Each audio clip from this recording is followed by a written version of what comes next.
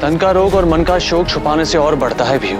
इसलिए मैं चाहता हूँ कि आप दोनों के बीच जो भी समस्या है पूरे परिवार के सामने रखिए। विवाह के बाद इन्होंने अपने ससुराल की हर बात की तुलना अपने मायके से की। हमारी आई से अच्छी इनकी आई, हमारे बाबा से महान इनके बाबा, हमारे भाऊ बहन से अच्छे इनके भाऊ बहन।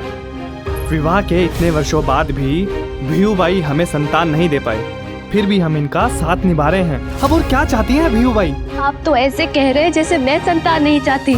मैंने संतान के लिए तब जब व्रत हर उपाय किया, पर जब भाग्य ही मेरा साथ नहीं दे रहा तो मैं क्या करूं?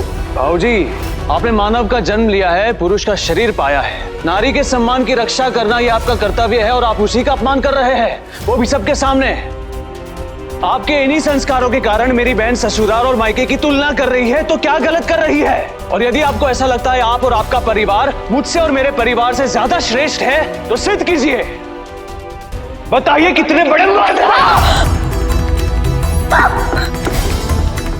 ये क्या कर रहे हैं आप? इन्हें ऐसा लगता है कि तुम्हारा साथ देकर हम पर बहुत बड़ा उपकार कर रहे हैं। हमें किसी के उपकार की आवश्यकता नहीं है। बाजीराव बल्लाड़बंद आज भी अपनी बहन को खुशी खुशी पाल सकता है और इसीलिए तुझे अपने ससुराल जाने की अब कोई आवश्यकता नहीं। जी बाबा, आप समझाइए ना इन्हें। बाबू जो कर रहे हैं वो योग्य कर रहे हैं। हमें लगता है आप दोनों को अलग होना चाहिए।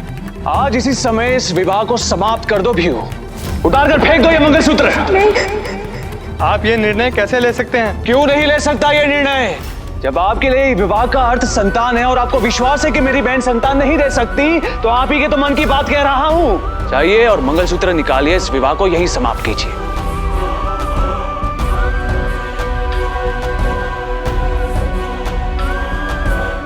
आप दोनों को ऐसा प्रतीत हो रहा था कि आप दोनों का रिश्ता मर चुका है, पर आपके रुके हुए कदम और तेरी झुकी हुई नजरें यही बता रही है कि रिश्ते में अभी भी कुछ बाकी है। डोर टूटी नहीं, हाथ से छूटी है। इस डोर को फिर से थाम लीजिए और रिश्ते को थोड़ा स्नेह, थोड़ा सम्मान, थोड़ा समय दीजिए। फिर देखिए, रिश्ते को कोई आंधी नहीं झुका सकती। संबंधों को टूटने से बचाइए, क्योंकि कठिन समय में ये संबंधी व्यक्ति को टूटने से बचाएंगे।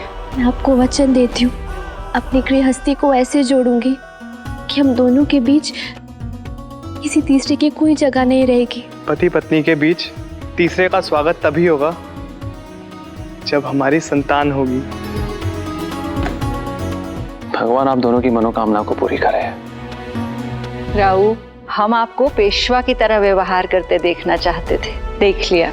अब हमें विश्वास होने लगा है कि आप अपने परिवार के प्रति अपने सारे कर्तव्यों का सही तरह से पालन करेंगे।